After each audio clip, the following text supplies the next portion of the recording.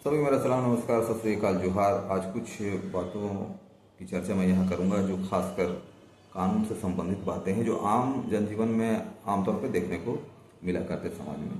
पहली बात तो ये है कि कुछ ऐसे प्रावधान हैं कि अगर किसी के साथ मारपीट की जाती है तो जिनके साथ हादसा पेश आते हैं वो मारपीट करने वाले पक्ष के खिलाफ जो है वो एफआईआर दर्ज करता है।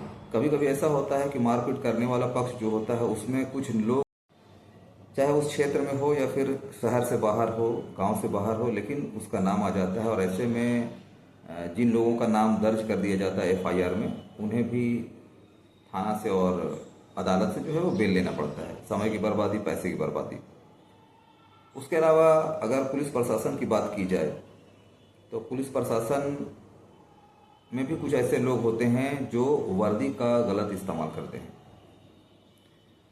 आम जनता को परेशान करना, बिना सर्चिंग वारंट, बिना वारंट के किसी के घर में भी इन कर जाना, और जब आम जनता के साथ इस तरह के हालात पेश आते हैं तो उन्हें बात समझ में नहीं आती करना क्या चाहिए। तो सरकार को जिस तरह से टोल फ्री नंबर या फिर कुछ नंबर दिए जाते हैं, जैसे 100 नंबर, 108, सरकार को इसी तरह और भी नंबर जो है वो आम जनता के लिए प्रोवाइड करना चाहिए, जिसमें अगर कोई प्रशासनिक अधिकारी अपनी ताकत का गलत इस्तेमाल कर रहा है, किसी के घर में जबरन घुस चुका है, उसे प्रताड़ित कर रहा है, तो उसी तरह कोई टोल फ्री नंबर होना चाहिए या फिर कुछ इस तरह के नंबर होने चाहिए जिससे आम जनता उससे हाई लेवल के जो ऑफिसर है उनसे संपर्क स्थापित कर सके और अपनी बातों को रख सके। इस तरह की नहीं है, सरकार को सोचना चाहिए।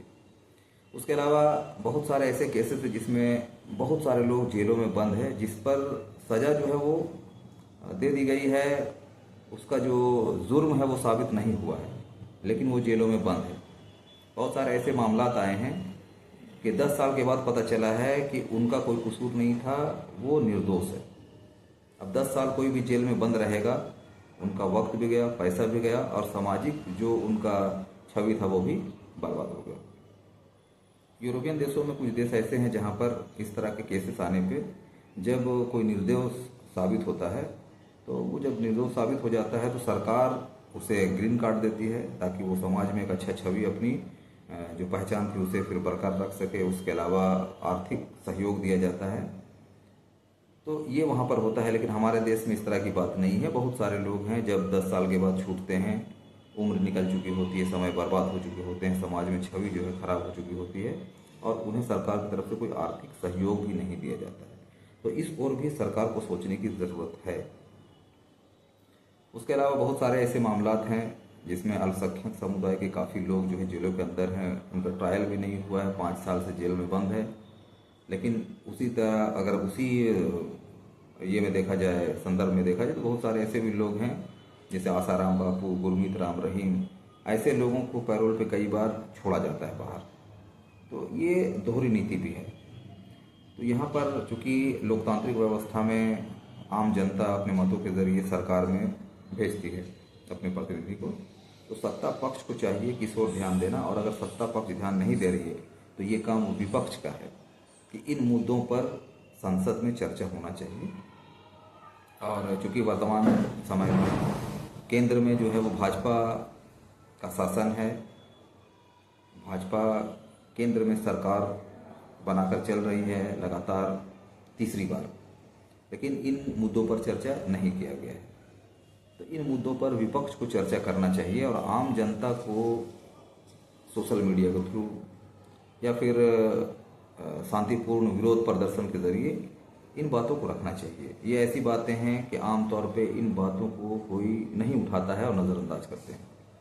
मैं समझता हूँ कि मेरी जो बातें हैं, जो मेरा संदेश है, मैं आम जनता तक पहुँचाना चाहता हूँ और सरकार और ख़ासकर विपक्ष को मैं समझाना चाहता हूँ कि इन मुद्दों को वो संसद में ज़रूर उठाएं। और चूँकि हर राज्य में भी राज्य सरकार है, तो जिस राज्य में इस तरह के मामला हैं, क्योंकि मैं समझता हूँ कि हर राज्य में इस तरह के मामला हैं, तो राज्य सरकार को भी विधानसभा में इन बातों को ज़रूर उठाना चाहिए और सरकार को राज्य स्तरीय लेवल पे इस तरह के मुद्दों को जो है वो आसान करना चाहिए और लोगों को राहत देने के लिए कानून ज़रूर बनाने चाहिए। फिलहाल इतना ही मैं कहना चाहूँगा कि जब आम जनता जागरूक होगी तो सभी कुछ बदल जाएगा। बेहतर है कि आम जनता इस मामले में जागरूक बने। इसके बाद मैं फिर हाजिर रहूँगा किसी दूसरे बेहतर टॉपिक के साथ। तब तक के लिए अलविदा। जय हिंद, जय भारत।